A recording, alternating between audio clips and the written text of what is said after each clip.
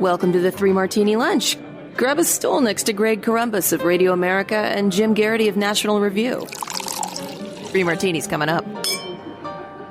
Hey, really glad you're with us for the Wednesday edition of the Three Martini Lunch. Good, bad, crazy martinis for you. Your stool is ready. Let's get right into it. Jim, one of the things we've been talking about and pulling our hair out over the last several months is why figures at the CDC, why teachers' unions, why other figures have been so reluctant to say, yes, the science is clear. It's safe that kids can go back to school. But whether it's the American Federation of Teachers, Chicago teachers, LA teachers, there's always a reason, ventilation systems, something that we can't go back. But the good news is today, Jim, is that we are getting closer to getting a lot of kids back into school. As you point out today, I think there's only 6% of school districts where everybody's still online. Hybrid has certainly beefed up. We've got that going here in the county where I live in Virginia, 2 days in school, 2 days out, and then one do your work day, I guess. Other than that, there's, 44% are now fully back in school. So I don't know if this is a situation where it's like outstanding precincts on election day. There could be some really big districts where they're not really back yet, whether it's LA or Chicago or something like that. But we're clearly headed in the right direction. And really in the past couple of months, it looks like. Indeed, Greg. This Martini is inspired by something I wrote in the Corner earlier this morning. Throughout this pandemic, it's been frustrating in the inability to find good updated statistics about what percentage and how many schools were fully open, how many were fully closed, and how many were in some sort of hybrid where kids were going certain days of the week and certain days not. And at one point, I believe, in fact, I think the Vermont State Secretary of Education was asked, do you know how many schools are open to that? And he said, yeah, that's not something I need to know about on a day-to-day basis. And I remember thinking, okay, is there some other Secretary of Education in the state we could ask for this information? If you don't need to know this information, who does? Or if we want to know this, other short of calling every school in the state and asking, are you open? This seems like the data would be good for states to keep track of. Well, the American Enterprise Institute, along with Davidson College, I believe, put together what we call the Return to Learn Tracker. Basically, they are collecting this data from all the different school districts across the country, putting them together. The reason this is good news is that the 6% holding all classes remotely is the lowest it's been all year, and the 44% of all districts holding classes in person is the highest it's been all year. So the numbers are generally moving in the direction we'd like them to. Now, the one thing that kind of nags at me and frustrates me is that there's a lot of range in hybrid learning. Right now in Fairfax County, kids are going 2 days a week. But as of, I guess, really a week from yesterday, it turns to 4 days a week. And if you think in-person learning is a good thing, well, then you're happier with 4 days a week than with 2 days a week. And right now, I think the word is that they're planning on going full 5 days a week back to normal come late August or September. From where I sit, once you get the kids into the classroom for a certain part of the week, you're more than halfway there. One, you're getting the kids socializing again. They're interacting with their peers. They're taking precautions. They're wearing masks. They're spaced out a bit. But by and large, they're not isolated alone in their rooms staring at a screen all day. I think it's generally, they get to see each other. They get to run around outside. They get to go back to being kids again, and teenagers get back to being teenagers again. For better or for worse, I guess. And that's a big step. And the other thing which I think is important, it's been interesting to see the number of people who've responded to say, Jim, this isn't good news at all. This is absolutely ridiculous. These teachers' unions are being ridiculous. It should be 5 days a week, back to normal, absolutely right now. Well, yeah, I'd like to see that too. I'd like to see schools open 5 days a week. But not every parent is as confident about the low risk of spread at schools as you and I and most listeners of this podcast are. So one of the ways you build confidence is you take these little baby steps. You do this, and okay, let's do this 2 days a week, and let's demonstrate. And let's see if you end up having a terrible outbreak. All the teachers are vaccinated. All the school staff at least have the option of being vaccinated. They should be okay. Let's demonstrate that this can work on a smaller scale and build up from there. This isn't necessarily the perfect solution, but this is how you get back to full classes all the time. And it's interesting to see how many people are just really mad about this. By the way, we should note that in certain communities like Pueblo, Colorado, Burlington, Massachusetts, certain parts of your home state of Michigan, they have gone back to remote learning because there's been a really bad outbreak in those particular communities. I'm not, as much as I want to see schools reopen, that doesn't strike me as a crazy thing to do. You got a really high local case rate. You want to close it for 2 weeks, go back to distance learning. Let's do that as long as you're ready to put them back once those rate numbers get back down again. It's worth noting a couple of the fairly big school districts like Nashua, New Hampshire, New York City later this month is going back and bring about 51,000 more students. So as far as I'm concerned, we're moving in the right direction. We have proven that schools can be open. Once you've proven you can do it 2 days a week, it's a lot easier to say, okay, now let's move it to 3 days a week, 4 days a week, 5 days a week. The reaction to this, Greg, I think has been kind of illustrative of the number of people who are just really mad at the teachers' unions, really mad that it's taken this long, really mad that for most kids, either close to a year or an entire year, or in some cases even more than a year, has been lost to, due to this pandemic. They've been doing distance learning. Distance learning works okay for some kids, doesn't work at all for a whole bunch of other kids. I get all that, but the question is, if you have these people who are, doubtful and skeptical and who aren't convinced that it's safe to send their kids back, do you want to yell at them? Do you want to berate them? Do you want to yell at them that they're being paranoid? Or do you want to change their minds by demonstrating that kids can get back into the school and not have this terrible outbreak? To me, it's pretty simple. But I do think there are a whole bunch of people in this world who just really like being angry at other people and whose reaction to this news is to fume instead of saying, hey, we've managed to figure out how to get kids back into the classroom in most parts of the country. And one little asterisk I point to this, we hear a lot about the worst examples. And I think Chicago Public Schools counts, and Chicago's teachers union probably ranks right up there. And we should hear about them because they are terrible. And they are probably one of the great and lasting and most consequential injustices of this entire pandemic. But they're not necessarily representative of the country as a whole. And there's a whole bunch of school districts across this country that have reopened and had no real incidents. And those school districts probably deserve some attention too. Well, pat on the back and growing applause for those who've been able to figure it out. I still think the teachers' unions deserve a huge condemnation, a lot of them anyway, for how they've handled this. And again, not teachers necessarily, but teachers' unions in some of these places, because they keep talking about how they're standing up for the most vulnerable students. Well, it's the most vulnerable students that most desperately need to be in school. And so their contradictory rationale for why they constantly find reasons not to be back in school is ever maddening. But good to note the numbers are improving on that front. All right, Jim, let's talk about some other good news here, and that's MyPillow. It's not just the pillows, it's not just the towels, it's not just the sheets. They've now introduced the new My Slippers. They took 2 years to develop to ensure they are the highest in quality and comfort. And right now, 3 Martini Lunch listeners can get 40% off with the promo code Martini. My slippers are durable, meant to be worn all day if you like, indoors, outdoors. They have beautiful leather suede and cozy faux fur linings and a sole, again, designed for indoors or outdoors. You have moccasin or slip-on style. They're available in a variety of colors. They have a 60-day money-back guarantee and a 1-year limited warranty. I'm wearing them right now. They're so comfortable. I love these things. 3 layers, a 3-tier cushioning system. One of them is the MyPillow patented fill, which you get in the pillows. Then there's a comfort memory foam, plus a patented impact gel. It's so comfortable. I love these things. For a limited time, MyPillow is offering 40% off the new My Slippers. Go to MyPillow.com and click on the Radio Listeners Square. Enter the promo code Martini or call 800-874-0104.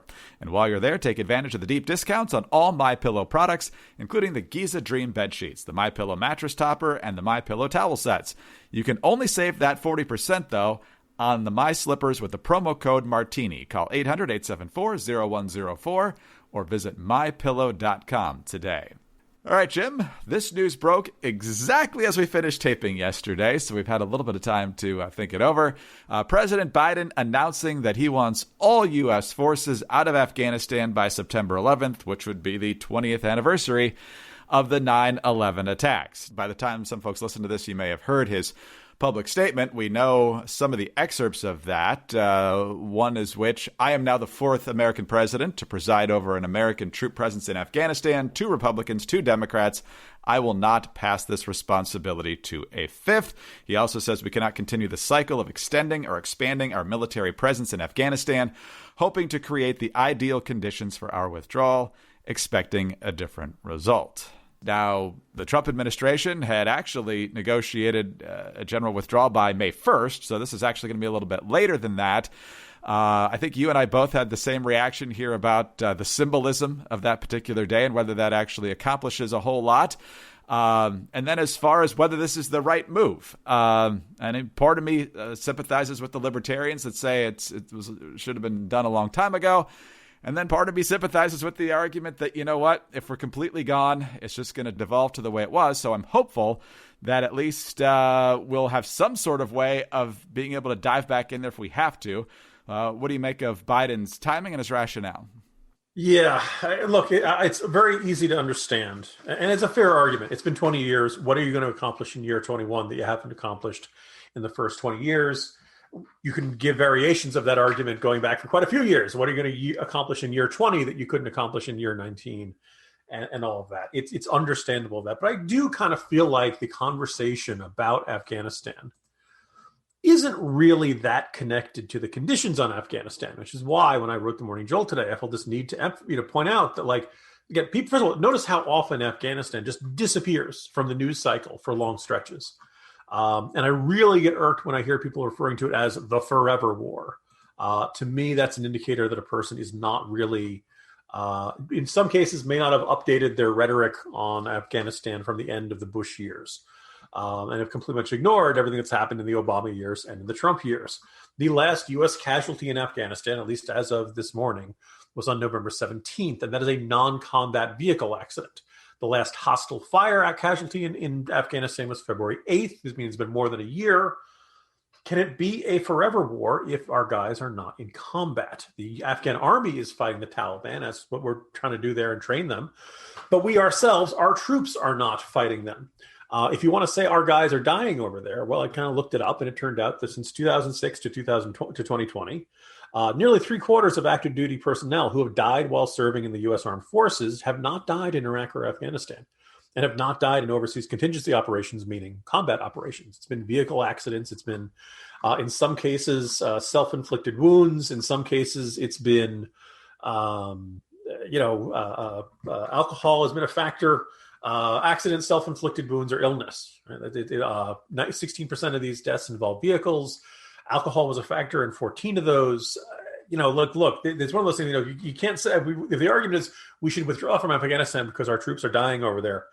Our troops die in one form or another in almost every place they're posted. And again, our perception of Afghanistan, I suspect, is shaped by the intense fighting years and has not really kept up with situations. It's not that different from serving in lots of other countries right now. Now, is that enough to keep, to say, oh, well, we should stay there? Well, here's the thing. There's a really strong probability that if we withdraw the 3,500 or so troops that are currently there right now, that the Afghan government will collapse and the Taliban will take over. That is the assessment from the Office of Director of National Intelligence released earlier this week. The New York Times says that officials don't think that Al-Qaeda or other terrorist groups will pose an immediate threat to the U.S. from Afghanistan, but they're less certain about the long term. Now, look, if we leave Afghanistan, and in particular, if the last soldier leaves Afghanistan on September 11th, we know what we're going to see. We're going to see the Taliban celebrating this as a victory. Part of our agreement for our ceasefire and our eventual withdrawal with the Taliban was based on them cutting their ties to Al-Qaeda. Spoiler alert, they haven't done this. In fact, according to some accounts, they may be even closer to the Al-Qaeda than they were before September 11th. There's a good chance at some point in in a year from now, 2 years from now, 3 years from now, we will see the headline, Taliban rules Afghanistan again. And there are lots of people who would say, okay, who cares? I don't care who runs Afghanistan. They're all a bunch of primitive SOBs over there. It's not our problem. Okay, except that's probably going to affect Islamist jihadism around the world, right? This is going to be seen as another defeat for the United States. And those impressionable young men from the Muslim world are going to go, aha, I see, the Taliban did defeat the United States. Took them a long time, but they drove them out. The Americans got tired of fighting.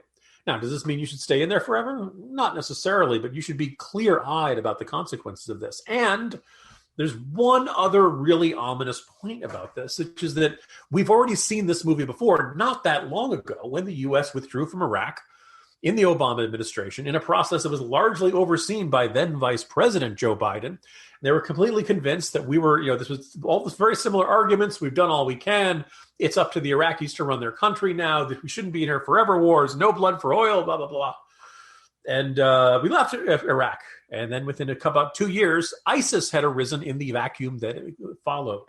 Hopefully that type of scenario won't happen again in Afghanistan. But look, this was just a decade ago. You have to at least recognize it's a possibility. And the attitude of the Biden administration is kind of whistling past the graveyard here and concluding that we'll be able to handle anything that comes down the road. Because the lesson of Iraq and ISIS is that if you withdraw too early or you don't have the right conditions in place before you depart, you find yourself needing to go back in a few years later. I hope that is not the case. I hope this works out. But Greg, if you listen to Robert Gates and his assessment that Joe Biden is always wrong about everything in foreign policy, you can't feel too confident right now. All right, Jim, let's talk about our brand new great sponsor. The Biden position on Afghanistan may not be that great, but I'll tell you what is. Meat from Porter Road.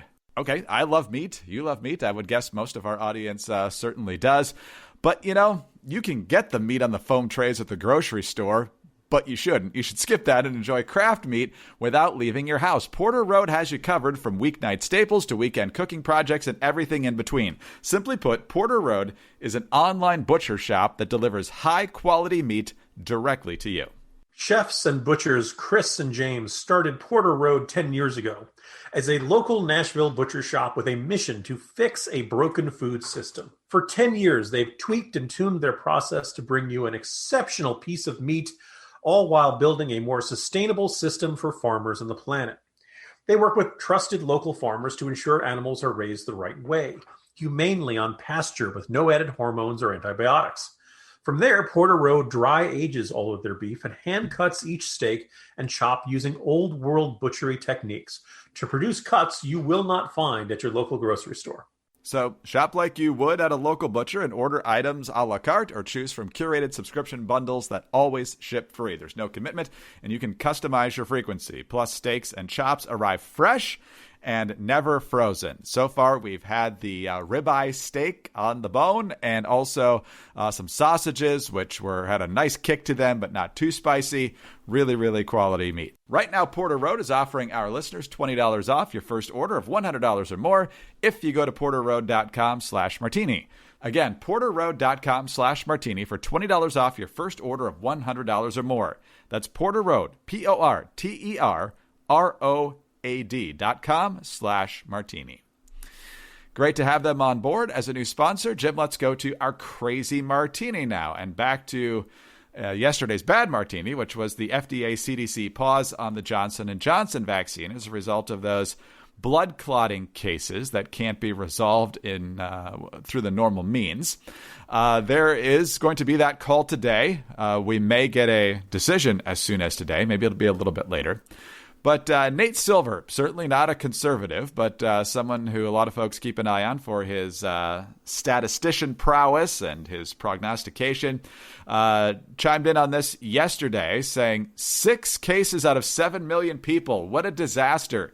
This is going to get people killed, and it's going to create more vaccine hesitancy. These people don't understand cost-benefit analysis. They keep making mistakes by orders of magnitude. Now, in response to that, CNN interviewed Celine Gounder, if I'm saying that correctly. She was Biden's COVID-19 transition advisor. So, of course, naturally now, she's a CNN contributor. She is dismissing Silver as a voice worth listening to and also defending the FDA and the CDC here. Here's what she said. Well, with all due respect to Nate Silver, he is not an expert on the psychology of vaccines and vaccine confidence. And you have 2 major drivers of lack of confidence in vaccines. As Nate Silver said, Jim, when the first instinct is to dispute the person's qualifications who's objecting to the policy, that's not usually a good sign. But what do you make of her explanation that if the public sees that even the slightest little problem is getting close attention, it'll actually reduce vaccine hesitancy? Yeah. So here's the thing. If you're in the Biden administration and you're going on national television, and in response to what seems like a really fair complaint from Nate Silver, Nate Silver is not rooting for the Biden administration to fail. Nate Silver is really not rooting for the Biden administration to fail in its vaccination efforts, right? So if Nate Silver says, hey, guys, I think you really got a problem here, you could say, well, I think Nate Silver's wrong. But when you're poo-pooing his credentials, right, you say, oh, what does Nate Silver know, or something like that. Look, if Nate Silver can't understand what you're doing, then there's a really good chance that the average Joe can't understand what you're doing either. As we talked yesterday, the messaging on the Johnson & Johnson vaccine doesn't make a heck of a lot of sense. At minimum, the FDA could have said, we're going to look into these reports of these blood clots. It's entirely possible that these are a coincidental cause. Blood clots can happen for a whole bunch of different reasons, or it's possible that maybe this vaccine poses a higher risk to women of a certain demographic. If you're in that demographic, maybe you want to look to see if you can get a Pfizer or a Moderna, or some other vaccine option. We'll look into this and we'll get back to you as soon as possible. And for what it's worth, Food and Drug Administration says it's going to be a matter of days. Now, if they do what the European Union's FDA equivalent did for the AstraZeneca one, they're going to come back a few days later and say, look, this is a safe vaccine. There's no reason people should stop taking it. We do think there's a risk of this. We want doctors to be aware of this. So we're going to kind of give them the equivalent of like a medical be on the lookout, right?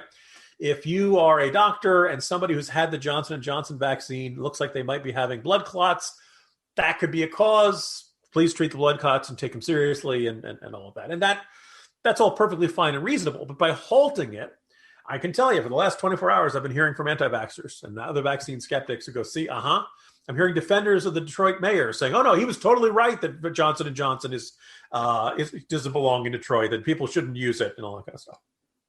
It is deeply frustrating because this is going to dissuade the people who need persuading. This is going to pump up the skepticism at a time when we're probably going to be hitting that wall of people who are eager to take the vaccine, and all the low-hanging fruit is being plucked. Now we're going to get to the people who aren't so certain they should get the vaccine, or aren't sure if it really matters if they get the vaccine or not. Obviously, to get to herd immunity, we want as many people to get vaccinated as possible. Are there some people who should not get vaccinated? Yes. In fact, I happen to know 2 people who have said that because they're allergic to one of the ingredients in the vaccine, they're not going to get it. That's perfectly fine. Do so in consultation with your doctor. Listeners, as you probably know, I am not a doctor, nor do I play one on TV. And neither does Nate Silver. But if the logic of the decision making at FDA doesn't make any sense to him, you probably should take some time to just kind of explain it to him or try to walk through it.